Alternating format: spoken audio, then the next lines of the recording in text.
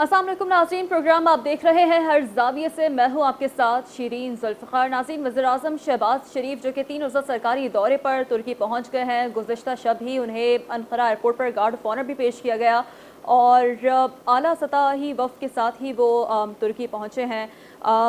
देखना यह है कि मईशत की डोलती कश्ती को ये दौरा कितना सहारा दे सकता है मौशी और इक़्तिसादी तौर पर। प्रोग्राम के दूसरे सेगमेंट में बात करेंगे कि पेट्रोल के बाद अवाम पर बिजली का भी बम गिरा दिया गया है।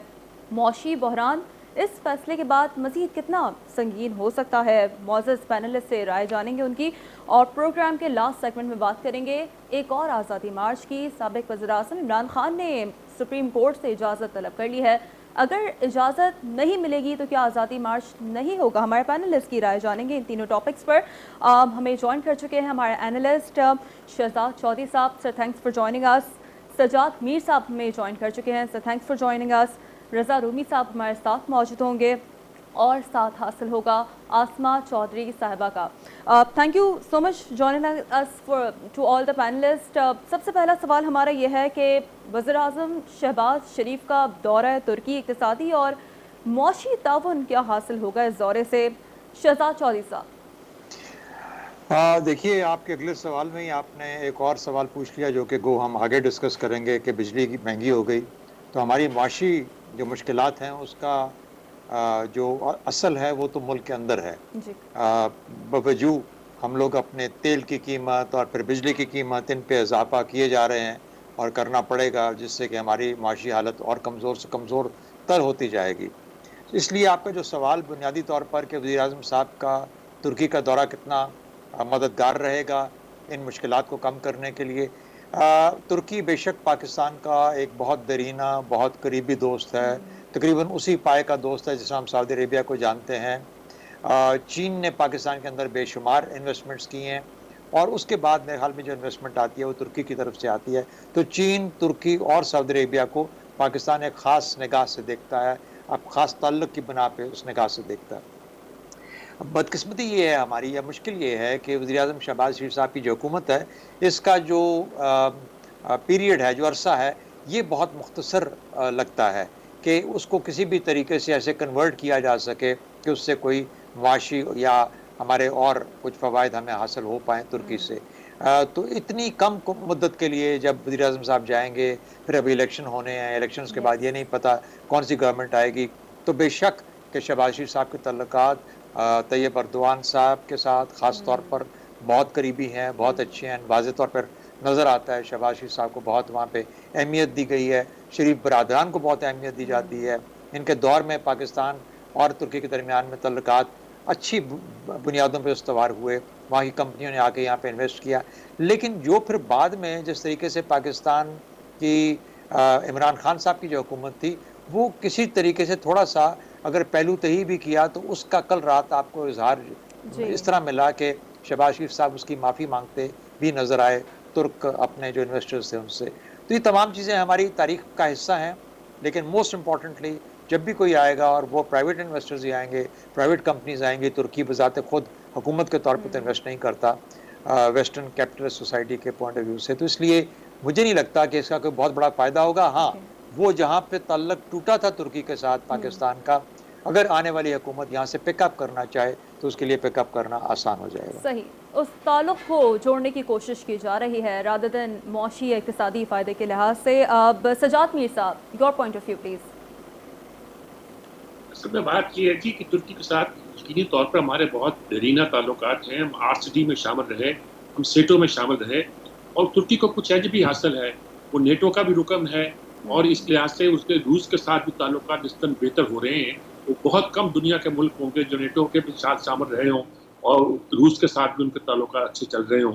इस लिहाज से तुर्की की एक अहमियत तो है और ये भी अहमियत है कि वो इस्लामी दुनिया का एक बहुत मुमताज़ तरीन मुल्क है। पहले खिलाफत उस्मानिया उन्हीं के पास तो थी, जो 23 में मुआहदा ख़त्म होने वाला है सऊदी अरब के साथ, एक नई सूरत हाल भी पैदा हो सकती है, लेकिन ज़ाहिर है नहीं पैदा होगी। मुसलमान मुल्क अब समझ गए हैं कि हकीकत क्या है, रियलिटी क्या है। लेकिन हमारा जो इस वक्त मसला है, हमारी उन्होंने जिस बात का इजहार किया शहबाज शरीफ ने कि गुज़श्ता 4-5 साल में हमने तुर्क फर्मों के साथ जो वायदे किए थे, पुरानी हुकूमत ने उन जो अदारे जहाँ काम कर रहे थे उनको मैनेजमेंट की बॉडी थी, उसको खासा हमने तंग किया, उनके दफ्तरों पे हमले भी किए और उनकी मशीनरी भी जब्त की और खासा उनको तंग किया। अब गालिबन हम उनको यकीन दिलाना चाहते हैं कि हम हर तरह से उनसे ताउन करने को तैयार हैं। $5 बिलियन के माहे की बात की है शहबाज शरीफ ने, और ये भी बताया है कि हमारे मंगला में और इसमें पानी की कितनी कैपेसिटी है, जिससे ये इशारा मिलता है कि शायद हम इन प्रोजेक्ट्स पर उनकी मदद चाहते हैं और चाहते हैं कि हमारी मदद करें। तुर्की यकीनी तौर पर बहुत करीब है शरीफ ब्रदर्स के, नवाज शरीफ के खास तौर पर और शहबाज शरीफ के भी, और वो यकीनी तौर पर पाकिस्तान की मदद भी करना चाहेगा। वो पाकिस्तान के भी करीब है। पाकिस्तान के, जैसे मैंने कहा कि आरसीडी में ताल्लुकात थे, अब ईसीओ में ताल्लुकात हैं, सेंटो में उनका रुकन का उनका साथ रहा है। इन तमाम वजूद की बुनियाद पर तुर्की की मदद हमारे लिए बड़ी साजगार साबित हो सकती है। हमारे ताल्लुकात तुर्की के साथ इतने अच्छे हैं कि जब यूएई और तुर्की के दरमियान किसी एक के इंतखाब का मामला पेश हुआ, रुकनीत का मामला हुआ सिक्योरिटी काउंसिल में, सलामती काउंसिल में, तो हमने तुर्की को वोट दिया, जिस पर यूएई हमसे नाराज भी हुआ। लेकिन हम वो नाराजगी मोल ले लेते हैं, तुर्की की नाराजगी मोल नहीं लेते, और तुर्की की वो बातें मान लेते हैं जो आमतौर पर हम बहुत से मुल्कों की नहीं मान पाते। बस मिसाल के तौर पर जब उनकी फतह गोलन के लोगों के साथ नाराजगी हुई, तो वो उनके लोगों को चाहते थे कि हम रिपोर्ट करें, हम करना नहीं चाहते थे। हमने बड़ी कोशिश की, कुछ देर अदालत का सहारा लिया, लेकिन आखिर हमने वो भी कर दिया। इतने करीबी ताल्लुकात की वजह से जो हमारे उनके साथ कायम है, इस बात की तवक्को की जा सकती है कि हम कुछ ना कुछ उनसे बेनिफिट लेकर ही आएंगे। हम बता सकेंगे कि हमारे मसाइल क्या है। तुर्की के साथ सिर्फ हमारे दफाई मामला में बहुत अच्छे ताल्लुकात हैं। हमारे F-16 के बहुत से पुर्जे वहाँ से आके गए, बहुत सी मामला हैं जिसमें तुर्की बहुत हमारी मदद कर सकता है, बहुत आगे भी है, और बहुत उसने हमारी माजी में मदद भी की है।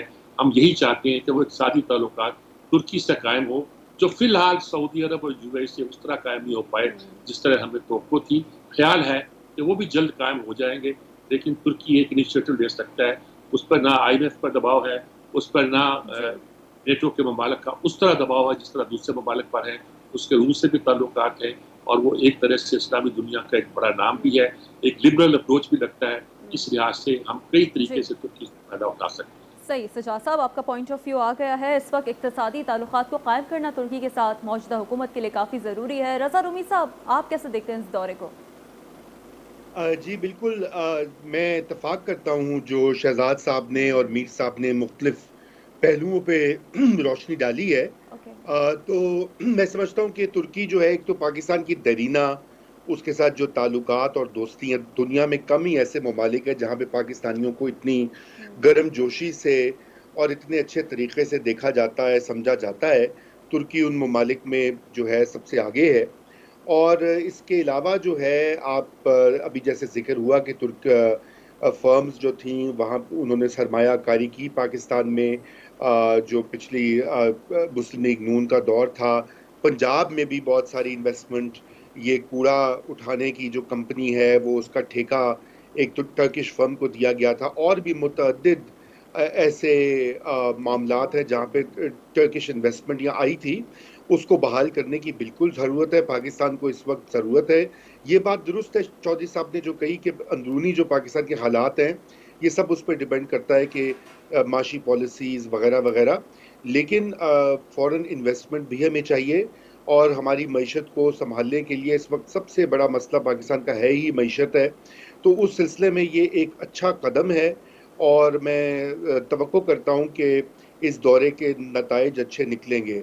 अब रही बात ये कि जो बैरून मुल्क से सरमायाकार आते हैं, उनके लिए चाहे वो दोस्त ममालिक से क्यों ना आ रहे हैं, उनके लिए यकीनन ये बात तो काबिल तशवीश होती होगी ना कि यहाँ पे गवर्नमेंट बदल जाती है बार बार। अभी ये वाली जो हुकूमत है, इसका भी अब मुद्दत जो है क्या ज़्यादा से ज़्यादा 14-15 महीने रह गए हैं।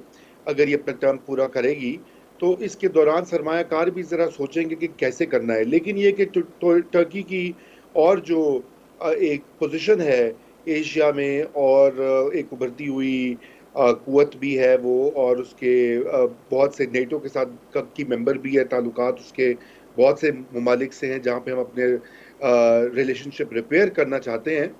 तो वहाँ भी ये कारामद होगा। बहरहाल ये दौरा जो है इसको वेलकम करना चाहिए, और लेट्स होप कि इससे कुछ निकले। जी ठीक है, रज़ा रूमी साहब, आपका पॉइंट ऑफ व्यू आ गया है। आप ही के इसी पॉइंट ऑफ व्यू के साथ सवाल के साथ आसमा चौधरी साहिबा की जानिब रुख करूँगी। आसमा साहिबा, जिस तरीके से रज़ा रूमी साहब भी बात कर रहे थे कि जो पॉलिटिकल टर्मोइल है, अनसर्टिनिटी है पाकिस्तानी पॉलिटिक्स में, इसका एक मनफी असर जाता है सरमायाकारों पर फॉर इन्वेस्टमेंट पर्पस। क्या समझती हैं आप, इस दौरे को कैसे देखती हैं?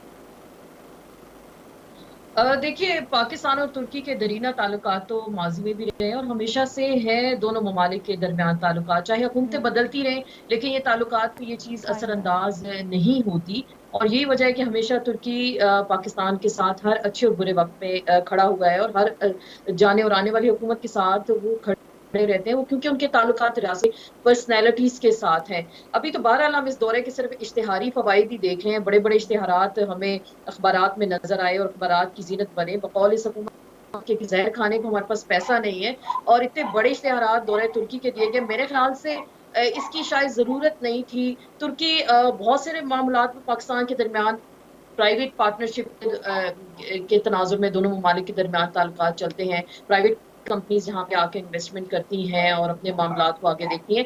लेकिन तुर्की शायद अभी इस पोजीशन में भी नहीं है कि पाकिस्तान को, जैसे कि पाकिस्तान की हमेशा से उम्मीद होती है कि सऊदी अरब चलेंगे तो $3 बिलियन हमें वहां से मिल गए, या चाइना हमारी पोजीशन में नहीं होगा कि पाकिस्तान की शायद पैसे देने के मामले में वो पाकिस्तान की मदद करे या सपोर्ट करे। कंपनीज आती हैं, हर दौर में आती हैं। हमने माजी में भी देखा इमरान खान के दौर में कि तुर्की के साथ एक बड़ी जबरदस्त रवाबित उनके रहे। अर्दवान और मलेशिया के महाती मोहम्मद और इमरान खान, कहा जाता था एक नया इस्लामिक ब्लॉक बनेगा। फिर तीनों ममालिक के दरमियान एक जॉइंट वेंचर की बात की गई, एक टीवी स्टेशन लाने की बात की गई कि एक तीनों ममालिक टेलीविजन बनेगा। तो इस तरह मामला तो चलते रहते हैं बहरहाल दोनों ममालिक के दरमियान। मेरे ख्याल से शहबाज शरीफ साहब अभी इस दौरे में कोई इतना बड़ा उनको शायद वेलकम तो शायद मिलेगा तुर्की की जानिब से। बहरहाल जाहिर बात है पाकिस्तान के साथ उनके दरीना ताल्लुकात हैं, लेकिन जो माली मदद ऑलरेडी वो उनके मुल्क में भी क्राइसिस चल रहे हैं, उनकी करेंसी भी नीचे आ चुकी है। जाहिर बात उन्होंने भी वेस्ट को आंखें दिखाई हैं, तो उनके साथ भी मामलात कुछ टेढ़े ही चल रहे हैं।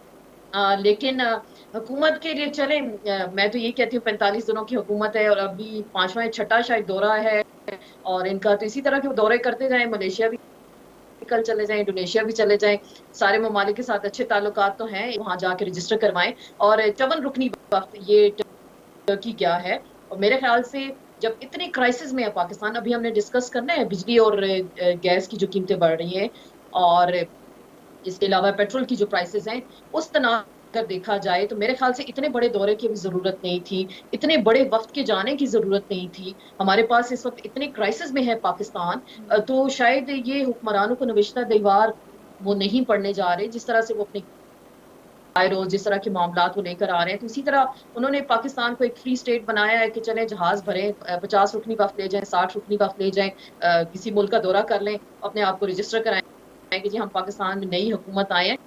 तो मेरे ख्याल से माली फवाइद तो पाकिस्तान को इतने मिले नहीं, फोटो सेशन की हद तक बहरहाल हुकूमत को शायद इसमें कामयाबी हो सके और अखबारात की जो जीनत बड़े बड़े इश्तिहारात बने हैं उसके मुताबिक शायद वापस आए, तो वो भी एक और बड़े बड़े इश्तिहारात दें कि हमारी हुकूमत ने बड़े ज़बरदस्त तरीके से काम किया, दौरा तुर्की कर लिया। तो ये भी आके बताइएगा उसमें अचीव क्या किया और पाकिस्तान को कितनी मिलियन या बिलियन की इमदाद वहाँ से मिली है।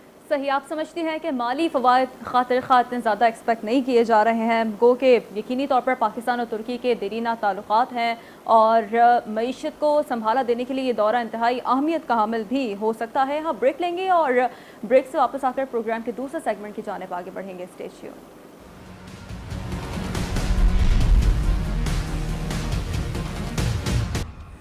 Welcome back viewers. प्रोग्राम के दूसरे सेगमेंट में बात करेंगे पेट्रोल के बाद अवाम पर बिजली बम भी गिरा दिया गया है, यकीनी तौर पर मौशी बहरान जिसके मज़ीद संगीन होने का एक तरह से ख़तरा और ख़दशा पैदा हो गया है। खाने का तेल और घी एक हफ्ते में 150 रुपये फ़ी किलो महंगा कर दिया गया है। इस वक्त क्या मज़ीद एक नया मौशी बहरान जन्म ले सकता है? हमारे एनालिस्ट हमारे साथ मौजूद हैं, बात करेंगे सजाद मीर साहब से। सजाद मीर साहब, क्या समझते हैं एक नया मौशी बहरान जन्म ले सकता है इन फैसलों से?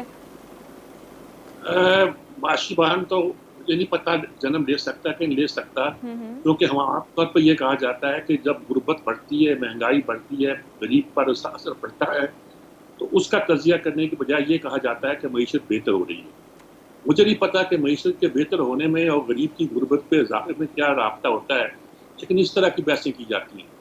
इसमें कोई शक नहीं है कि ये जो इक़दाम किए जा रहे हैं, तेल महंगा हो रहा है या बिजली महंगी हो रही है, ये इनेविटेबल थे। शहद पाम ऑयल की कीमत इतनी ज़्यादा हो गई है कि इतने ज़्यादा उसकी कीमत में भी इजाफा करना पड़ा है। इन सारे इक़दाम का जो असर हुआ है, जो इस वक्त बाज़ार नज़र आता है, वो तो ये है कि हमारी डॉलर की कदर में कुछ स्टेबिलिटी आई है। 202 तक पहुंच गया था, अब 197 एंड कुछ पर है, ये तो नज़र आता है। इस तरह के हो सकता है कि स्टॉक मार्केट में कुछ बेहतर हुई है, इस तरह के इंडिकेशन तो हो सकते हैं, लेकिन गरीब पर तो उसका असर पड़ रहा है। और उसके लिए हमने जो सब्सिडी देने का वादा किया है या फैसला किया है कि टारगेटेड सब्सिडी देंगे, वो सब्सिडी के मसले का हल नहीं होता। और ये सब्सिडी जो दी जाती है, टारगेटेड सब्सिडी, ये आप पनाहगाहें बना लें, आप दस्तरखान खोल दें, आप सब्सिडी दे दें, बेनज़ीर प्रोग्राम कर लें या उसमें इजाफा कर दें, इससे आप यकीनन गरीब आदमी के लिए फ़ायदा तो पहुँचाते हैं, लेकिन इस टारगेटेड सब्सिडी से आपकी मईशत में कोई बढ़ोतरी नहीं आती, उसमें कोई फैलाव नहीं आता, उसमें कोई वुसअत नहीं आती। ठीक है, आप अच्छे मुल्कों में, फलाही रियासतों में होता है कि गरीब आदमी की बहबूद के लिए कुछ इक़दाम किए जाते हैं, बल्कि कुछ यूनिवर्सल इक़दाम भी होते हैं जो सबके लिए भी होते हैं। लेकिन टारगेटेड सब्सिडी का कॉन्सेप्ट आजकल दुनिया के मईशतदानों में बड़ा पॉपुलर है। तो ये कहा जाता है कि ये आप दे सकते हैं, ये दें, इससे कोई फ़र्क नहीं पड़ता। लेकिन जो अमूमी सब्सिडी होती है, उसके खिलाफ हम बोला करते हैं और ठीक कहा करते हैं।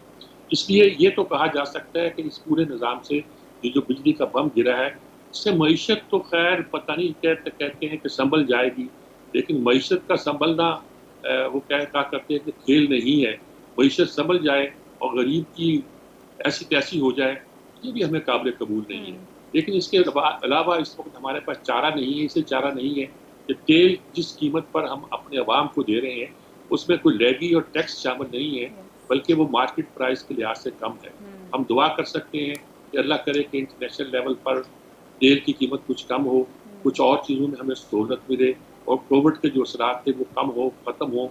अब शंघाई में फिर एक उसकी लहर आई है, जिसके नतीजे में चीन की मईशत पर भी असर पड़ा होगा और उसका असर पूरी आदमी मईशत पर पड़ता है। ऐसी सूरत में शायद कुछ फ़ायदा हो, लेकिन ये है कि इन कीमतों से सिवाय इसके कि डॉलर की कीमत कुछ स्टेबल हो जाएगी, IMF से पैसे मिल जाएंगे और कुछ पैसे फिर हमारे सऊदी अरब से आ जाएंगे और कोई बड़ा फ़ायदा होने वाला फौरी तौर पर शॉर्ट टर्म पे कोई इसकी तवक्को नहीं।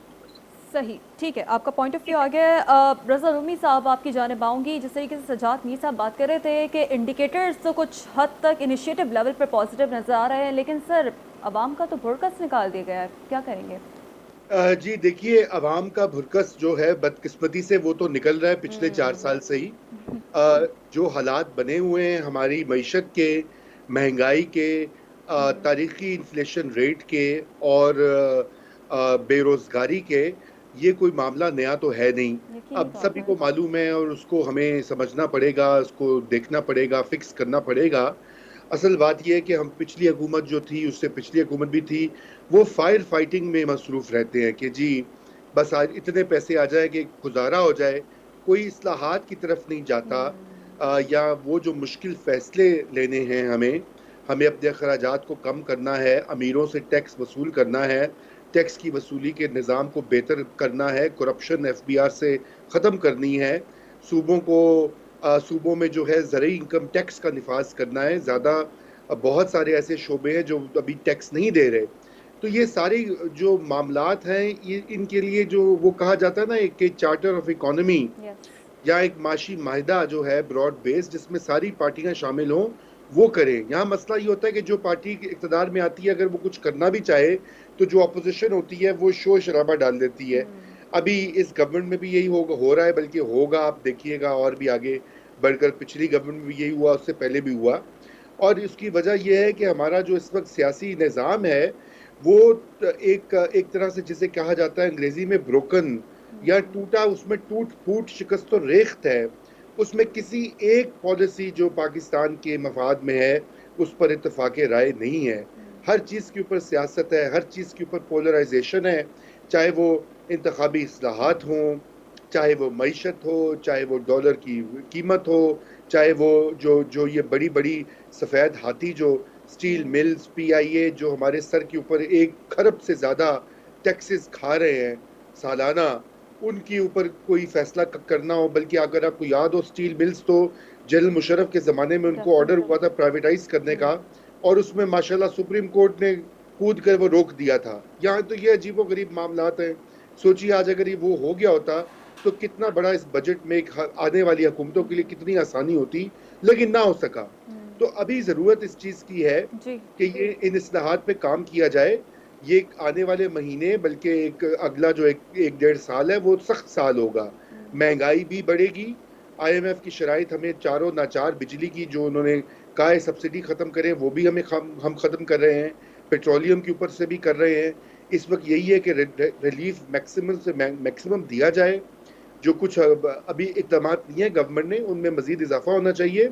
और जो प्राइवेट सेक्टर है, बैरूनी सरमायाकार, अंदरूनी मुल्क सरमायाकार, उनको तरगीब दी जाए, मराद दी जाए, ताकि वो यहाँ पे कारखाने लगाएं, नौकरियाँ पैदा करें, वेजेस ऊपर जाएं। तो उसी तरह से हम इन मुश्किल हालात का सामना कर सकते हैं। जी, यकीनी तौर पर। अब रज़ा रूमी साहब, नोटेड, आपका पॉइंट आ गया। आसमा चौधरी साहबा, समझती हैं एक जानिब IMF की शराइत है, सियासी मुदाखलत है, फिर इस्लाहात का ना होना, अवाम पूछते हैं हमारा क्या कसूर है?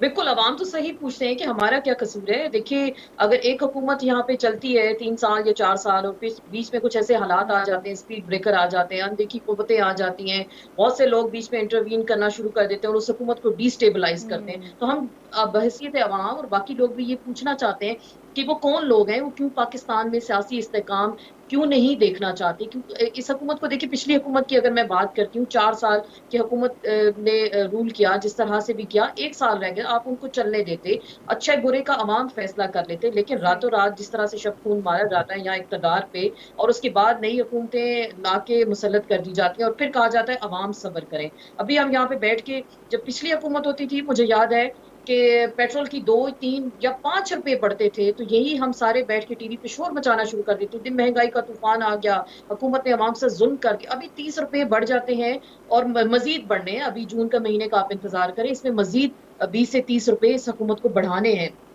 वो जब बढ़ते हैं तो यहाँ पे बैठकर फवाइद बताए जाते हैं कि नई हुकूमत को बहुत से चैलेंजेस का सामना है। तो भाई, जो हुकूमतें चल रही होती हैं, आप उनको चलने क्यों नहीं देते? मेरा ये सवाल है अरबाब इख्तियार से, और यही अवाम का भी सवाल है। देखिए, बहसीयत अवाम ने ही इस वक्त सफर करना है। एक बंदा जिसकी तनख्वाह 15 से 20 हज़ार के दरमियान है, और इस मुआशी बहरान के नतीजे में उनको कोई सरोकार नहीं है कितनी सब्सिडी दी गई है, उनको कोई सरोकार नहीं है मईशत के इंडिकेटर्स कहाँ जा रहे हैं, उनको कोई सरोकार नहीं है कि IMF आपको पैसा देगा नहीं देगा। उन्होंने अपने घर का बजट बनाना है।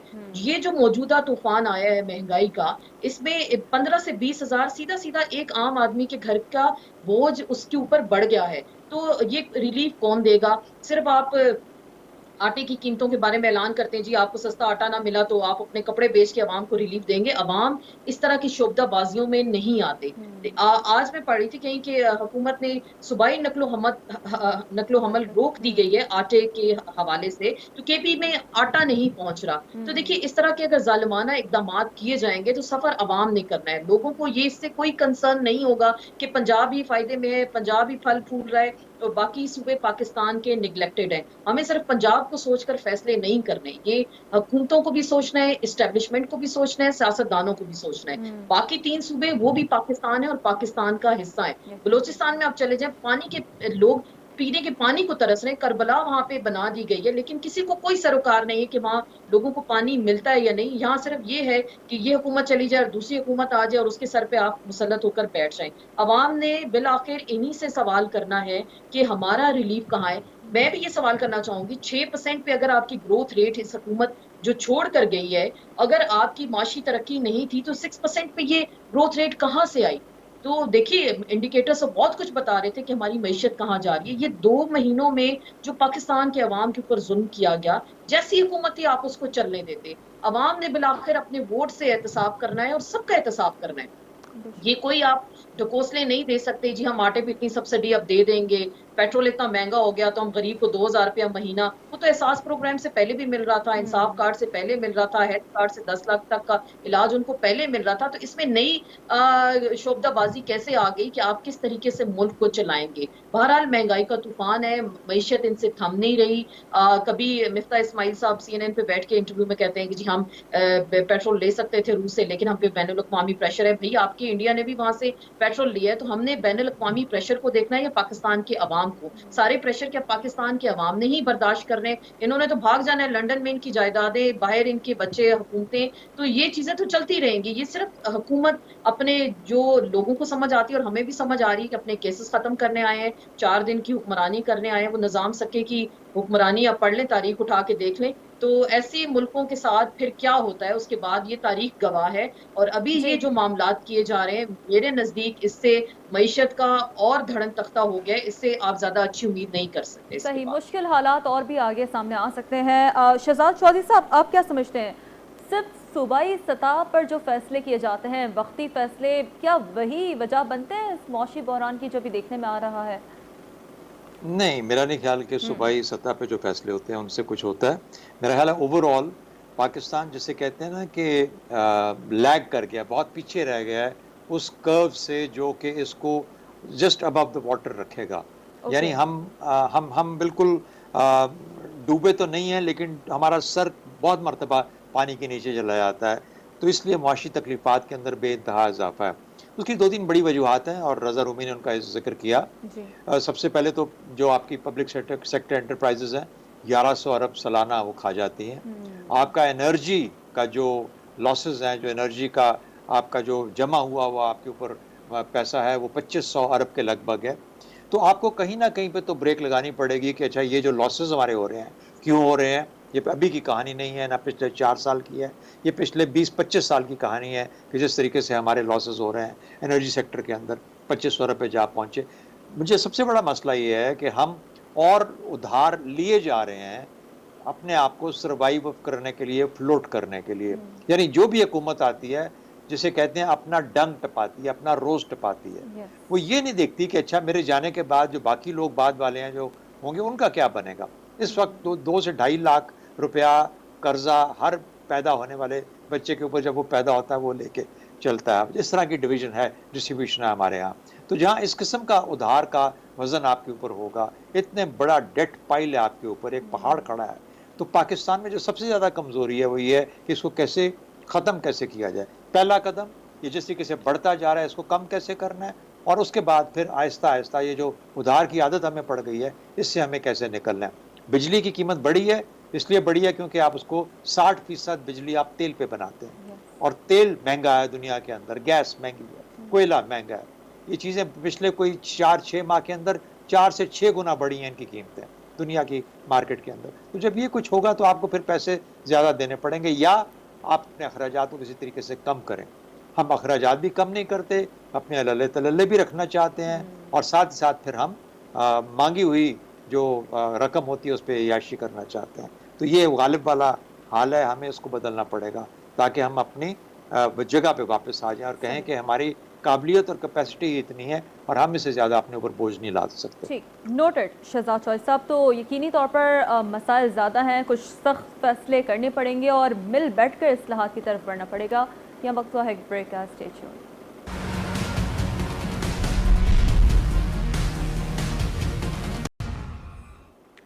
Welcome back. तो अब बात करेंगे एक और आज़ादी मार्च की। साबिक वज़ीर-ए-आज़म इमरान खान ने सुप्रीम कोर्ट से इस हवाले से इजाज़त मांग ली है। क्या इजाज़त मिलेगी? अगर इजाज़त नहीं मिली तो क्या आज़ादी मार्च होगा या नहीं? बात करेंगे सजाद मीर साहब से। आप सजाद मीर साहब क्या समझते हैं, इजाज़त नहीं मिली तो मार्च नहीं होगा? देखें, आज़ादी मार्च या लॉन्ग मार्च या ऐसे किसी कोई मार्च जो होते हैं, ये अदालतों से पूछकर या हुकूमतों से पूछकर नहीं किए जाते, ना फौज से पूछ के किए जाते हैं कि ये मार्च करें कि ना करें। देखिए, ये एक नेचुरल फिनोमेना है। हमने लॉन्ग मार्च का लफ्ज़ सीख लिया है मौजू तंग से, और उसको जिस मानो चाहते हैं इस्तेमाल कर देते हैं। ये जो कोई एहतजाज की तहरीक निकलती है, रैली निकलती है, कोई जुलूस होता है या आता है, तो ये एक उबाल होता है लोगों का जो लेकर उसको आ जाता है। ये तो नहीं होता कि हम जब पूछेंगे कि हमें इजाज़त देंगे कि नहीं देंगे, हम मार्च कर लें और मार्च कर लें, कहीं आप हमें ये तो नहीं समझें कि हम पीसफुल नहीं है। आप ये तो यकीन रखेंगे ना कि हम पीसफुल नहीं हैं, और जब पीसफुल हैं तो आपको ये भी पता होना चाहिए कि हमारे ह्यूमन राइट्स क्या हैं। तो इस तरह पूछ के लॉन्ग मार्च नहीं हुआ करते, ना इस तरह के किसी की एहतजाज को कोई मान्य दिए जाते हैं। जब एहतजाज से पहले आप मुख्तलिफ अदारों के साथ इजाज़त मांगना शुरू कर दें, तो उसका मतलब है कि आप ये बात समझ गए हैं कि एहतजाज जो है इस वक्त मुश्किल है। असल में आज 6 दिन गुजर गए हैं और सोशल मीडिया इस बात पे चीख रहा है कि 6 दिन गुजर गए, 6 दिन गुजर गए, छेड़ रहा है, 6 दिन गुजर गए, 6 दिन गुजर गए, अब क्या कर रहे हो? ज़ाहिर है कि मुझका मतलब 6 दिन के बाद कोई ऐलान करना नहीं था। इस ऐलान की कुछ ताख़ीर करने में, कुछ अब तावील करने में कुछ वक़्त तो लगेगा उन्हें, और उनको मालूम है कि फ़ौरी तौर पर मार्च करना उसके फ़ायदे में नहीं है। मार्च की कोशिश करके देख ली उन्होंने।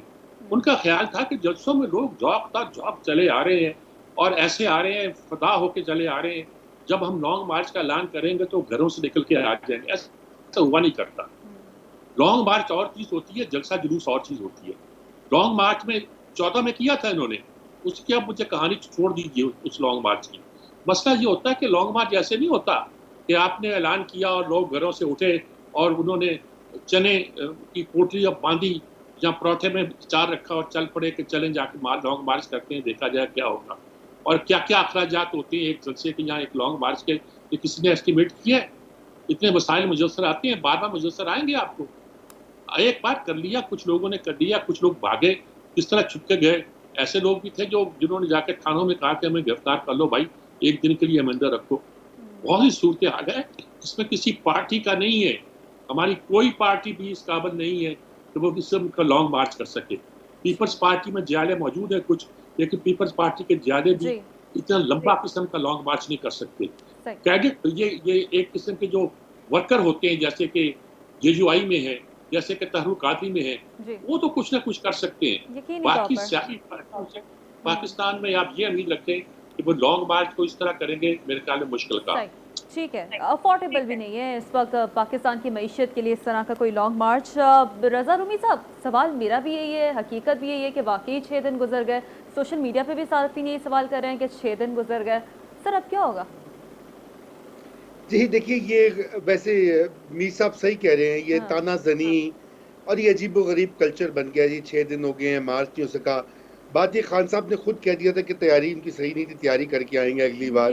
अब वो सुप्रीम कोर्ट जा रहे हैं, वहाँ से इजाज़त मांग रहे हैं कि वो ताकि हुकूमत को या हुकूमत की जो क्रैक डाउन था पिछली बार, उसको किसी तरीके से वो ओवरराइड कर सकें या उसको उसका मुकाबला कर सकें। बात ये है कि खान साहब की जो सियासत है, एहतजाजी सियासत, उसका जो वो उससे हासिल करना चाहते थे अब उन्होंने कर लिया है। अब वो ज़्यादा देर इतनी गर्म मौसम में वो चलेगा नहीं। ये जो फ़िल्म है ये अब इसकी ये पिट गई है, क्योंकि 2014 में भी वो उन्होंने बहुत बड़ा कितने महीने उन्होंने मफलूज कर दिया था कैपिटल को, लेकिन हुकूमत उस वक्त भी नहीं गई थी। इस्तीफ़ा नहीं दिया था नवाज शरीफ ने, और वो तो बाद में पानामा का जब केस हुआ तो वो तरीक़ाकार बन गया। खान साहब को अपनी सियासत के ऊपर भी जो है नज़र सानी करनी चाहिए। कल भी मैंने यही अर्ज़ की थी, उनके पास ये हमेशा एक मौका होता है पॉलिटिकल पार्टीज़ के पास कि जब वो इक़्तिदार से निकलें तो वो देखें कहाँ-कहाँ उन्होंने गलतियाँ की, और उनकी जो स्ट्रैटेजी जो कि पुरानी स्ट्रैटेजी है वो नहीं चल पाएगी तो वो क्या करेंगे। अभी वो अगर वो लॉन्ग मार्च करते हैं इन हालात में तो वो किसका नुकसान कर रहे हैं। चलिए वो शहबाज शरीफ को निकाल भी दें, इस कोalition को निकाल भी दें, तो क्या जो मुल्क में जो अदम इस्तेकाम होगा और जो मईशत का हाल है तो वो तो पाकिस्तान का नुकसान करेंगे। दूसरी बात ये है कि उन्होंने खुद ये कह दिया है कि उनके पिछले जो मार्च था उसमें लोगों के पास असलहा था, यानी उन्होंने जो शदीद तरीन बदतरीन जो खदशात थे उनकी खुद तस्दीक और तौसीक कर दी कि वहाँ पे खून खराबा हो सकता था।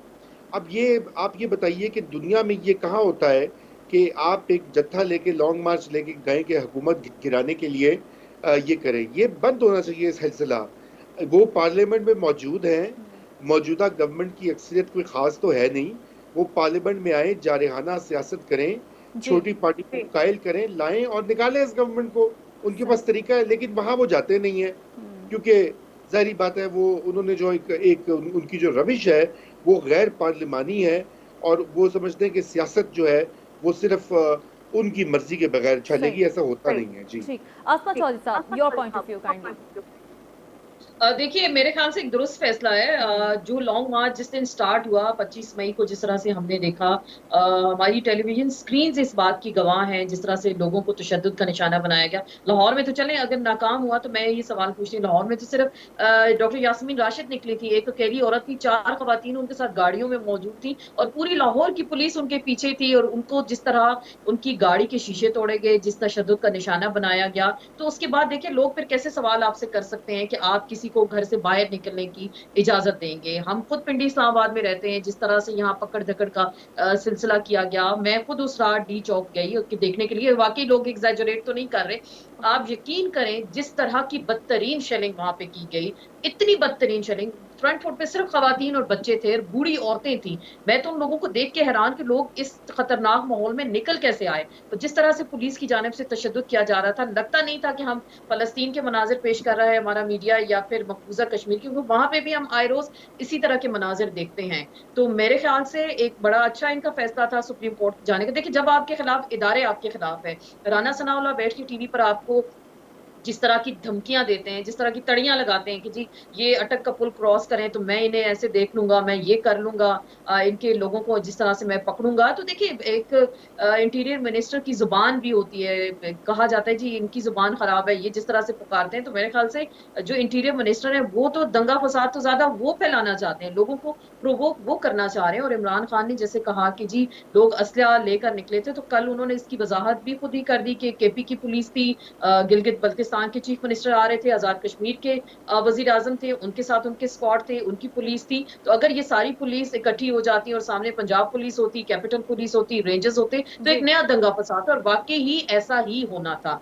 जिस तरह से लोगों को, पुराने लोगों को मैंने खुद अपनी आंखों से देखा है, जिस तरह इन्होंने शेलिंग का निशाना बनाया, बदतरीन लाठी चार्ज किया, तो उसके नतीजे में वो आके वहां बैठ जाते, तो उसके बाद क्या मंजर होता है ये आप भी जानते हैं, हम सब जानते हैं। और एक गोली भी फौज की जानिब से चल जानी थी तो इतना कोहराम इस मुल्क में मचना था। तो अच्छी बात है वो किसी इदारे से, बाइख्तियार इदारे से, अदलिया से एक गारंटी लेना चाह रहे हैं कि कल को ये ना हो कि जी आप लॉन्ग मार्च लेके सड़कों पे निकल आए, लोगों के बच्चे आपने मरवा दिए, फिर हम ही यहाँ बैठ के तकारीर कर रहे होंगे कि देखिए इमरान खान को ऐसा नहीं करना चाहिए था, लोगों के बच्चे मरवा दिए। तो ये एक अच्छा फैसला है उनका सुप्रीम कोर्ट में जाने का। अगर इजाजत देती है supreme court, well and good, उनका फैसला है।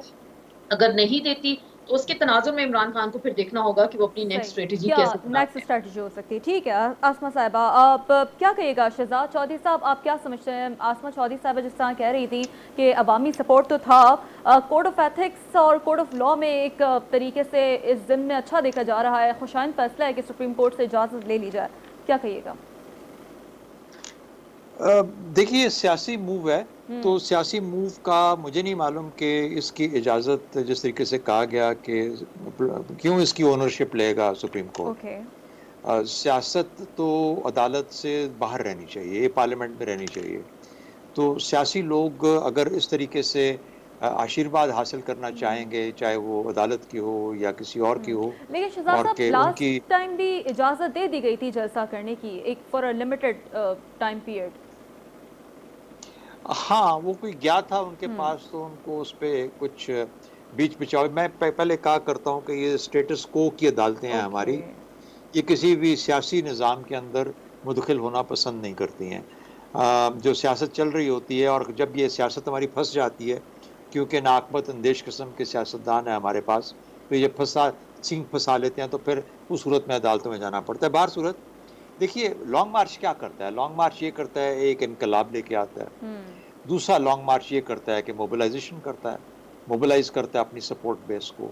अच्छा, मोबिलाइजेशन के लिए दारुल खिलाफे पे कंट्रोल करना या दारुल खिलाफे को डिसरप्ट करना लाजमी नहीं। आप मुल्क के मुख्तलिफ हिस्सों में अपने कारवान लेके चल सकते हैं, उसे मोबिलाइजेशन कर सकते हैं, जिस तरीके से पीपल्स पार्टी ने की या और पार्टियां भी शायद जो करना चाहती हैं वो करती हैं। ज़रूरी नहीं है कि आप डी चौक में आएंगे तो तब मोबिलाइजेशन पूरी होगी। तो मेरा ख्याल है पीटीआई को कहीं बैठ के ये भी सोचना पड़ेगा कि हमारी डी चौक के साथ जो एक फिटिश है, जो फैसिनेशन है, ये किस तरीके से और क्यों है, इसकी वजह क्या है।